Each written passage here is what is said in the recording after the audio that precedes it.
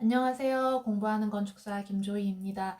오늘은 기획설계, 규모 검토할 때 기전실의 면적 산정을 어떻게 해야 하는지, 그리고 기전실의 용도, 설계할 때 고려해야 할 사항, 그리고 체크해야 할 법규, 이 정도를 얘기를 해보려고 합니다. 우선 기전실이라고 하면 기계실과 전기실의 줄임말 정도일 텐데요. 기전실 면적이라고 했을 때 딱 그 두 개만 얘기하는 건 아닐 거고, 기계실, 전기실, 그리고 발전기실, 또뭐 정화조, 뭐 물탱크실, 우수조, 뭐 소화수조, 뭐 그리고 방제실, 이런 설비와 관련된 모든 실을 얘기를 하는 거예요. 그래서 보통은 지하 최하층에 두죠. 그래서 저 같은 경우는 이제 규모 검토해서 용도가 결정되고 또 어느 정도 이제 연면적이 결정이 되면 그 전체 연면적의 한 5에서 5.5% 정도로 우선은 기존실의 면적을 세팅을 해놔요. 근데 이게 딱 그게 정확하게 딱 기준이 있는 거는 아니고 면적이 전체 연면적이 작으면 그 기존실이 차지하는 이제 비율이 더 높겠죠. 근데 만약에 기존실 전체 연면적이 정말 큰 대규모의 시설이다라고 하면 전체 연면적 대비 그 기존실이 차지하는 면적은 또 작아지죠. 그리고 또 용도에 따라서도 굉장히 달라져요. 뭐 예를 들어서 병원 시설이라든지 뭐 데이터 센터라든지 이런 전기를 엄청 많이 쓰고 뭐 통신 장비나 이런 게 많이 들어가는 시설이라고 하면 또 거기에 들어가는 면적들이 굉장히 달라지겠죠. 그래서 처음에 기획 설계할 때는 이제 저 건축 설계 내부적으로 그 정도로 해서 검토를 하고 검토하고 그다음에 그 정도로 해가지고 면적 구배를 이제 구획을 해놓죠. 그리고 나서 이제 기계 전기 협력 업체에 보내서 이제 세팅을 하는 순서로 이제 프로세스가 진행이 되는 거죠.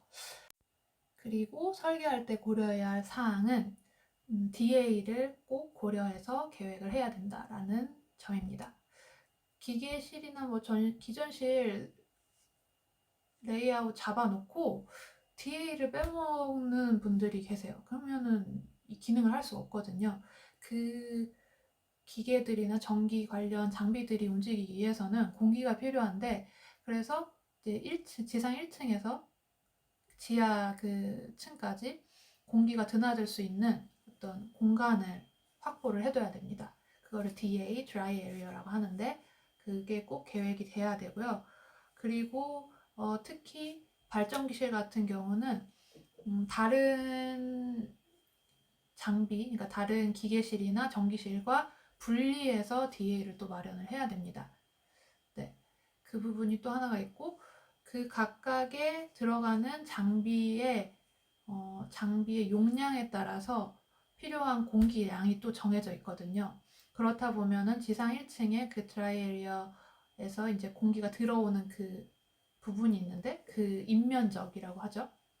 그 인면적이 많이 필요해서 1층에서 DA의 그 부분의 높이가 1m 이상 가는 경우도 있어요.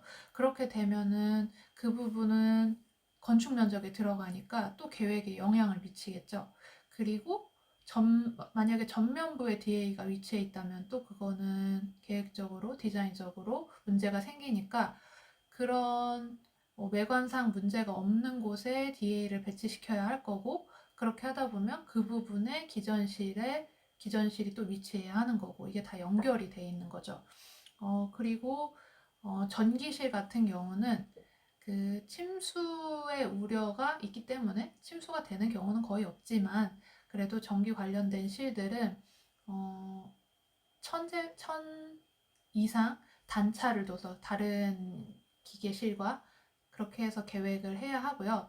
그 부분은 서울시 같은 경우도 그렇고 강남구 쪽에도 그런 전기실 관련된 내용들이 홈페이지에 공유가 돼 있어요. 그 부분은 제가 링크를 남겨놓을게요. 한번 확인해 보시면 좋을 것 같아요. 그리고 전기 부분이 요즘에 이제 막 전기차 가 많이 생기고, 그리고 특히나 이제 통신 관련된 시설들이 많이 들어오면서 전기 용량을 많이 쓰고 또 향후에는 증설을 할 경우도 있기 때문에 전기실 면적은 특히나 좀 넉넉하게 확보를 해야 되는 추세이고요. 또 하나가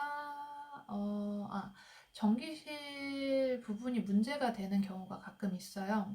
이 건물에서 필요한 전기 용량이 많으면 거기에 들어가는 이제 변압 시설들이 또 많아질 텐데, 그걸 이제 TR이라고 하거든요. TR이라고 하는데 트랜스포머, 이거 변압기라고 해야 되나? 하여튼 그래서 보통 전기 도면 보면은 그 전기 도면 제일 앞쪽에 수배 뭐 간선도 뭐 해가지고 있어요. 그런 그 도면을 보면은 수변전 설비, 단선 결선도, 그리고 뭐 간선도 뭐 이렇게 해가지고 나와 있는데, 그 도면에 보면은 전체 이 건물에 들어오는 전기 용량이 얼마인지, 그리고 TR이 몇 개가 설치가 되는지, 이 전기에 관해서 약간 개요 같은 페이지거든요. 이 페이지만 잘 보시면은 전기 부분은 크게 문제는 없어요. 그 용량 관련해서는 나중에 뭐 인테리어 들어가서 막 전등이나 이런 콘센트나 이런 배치 같은 거는 이 앞단에 그 계획하는 거하고는 별개인 거고, 지금 말씀드리는 건 앞단에서 계획 설계할 때, 그리고 좀 앞단에 큰 부분을 이제 잡아가실 때의 얘기인 거예요. 그게 있고, 그리고 요즘에 서울 같은 경우는 저역량 개발 이 부분에 대해서도 기준이 점점 높아지고 있죠. 그래서 우수조나 어떤 관련된 실이 아니라 이제 그 물을 저장할 수 있는 그런 부분의 면적이 또 어느 정도 고려가 돼야 되는 게 있어서, 서울시에서 계획한다 하면은 면적이 어느 정도 되면 이 저역량 개발을 고려한 우수조 설치도 반드시 들어가야 한다라는 게 있을 거예요. 또 뭐가 있을까? 그리고 검토해야 할 법규가 구내용 이동통신 설비를 착공 전에 이동통신 설비 구축 지원 센터를 통해서 검토를 받아야 합니다. 이게 아마 연면적인가 1000제곱미터 이상인 건물은 다 해당이 될 거예요. 저도 처음에 이게 시행됐을 때 이거 누락하고 갔어가지고 이제 보안이 떨어져서 급하게 처리를 했던 기억이 나거든요. 그래서 이 관련된 내용은 밑에 링크로 남겨놓겠습니다. 그리고 이거는 뭐 기존실 관련된 건 아닌데 21층 이상이거나 연면적 5만 제곱미터 이상인 경우에는 착공 전에 전기 설계 감리를 따로 받아야 합니다. 그 내용이 요즘에 제가 새롭게 알게 된 부분이에요. 법규는 요 정도. 이번 영상은 어떤 한 주제에 대해서 디테일하게 처음 얘기를 해봤는데요. 제가 어떻게 정리를 해가지고 얘기를 해야 할지 아직 모르겠어가지고 약간 좀 중구난방으로 얘기한 것 같기도 해요. 좀 이거를 올려놓고 좀 보기 어렵다 하면 다시 한번 찍어볼게요. 네, 뭐 질문 사항이라든지 아니면 제가 얘기한 것 중에서 그거 아닌데? 하는 부분 있으면 꼭 댓글로 정정해 주시면 감사하겠습니다. 네, 그리고 뭐 질문 사항 있으면 말씀해 주시면 좋을 것 같고요. 네, 어렵네요. 네, 하여튼 오늘은 여기까지 하겠습니다. 안녕.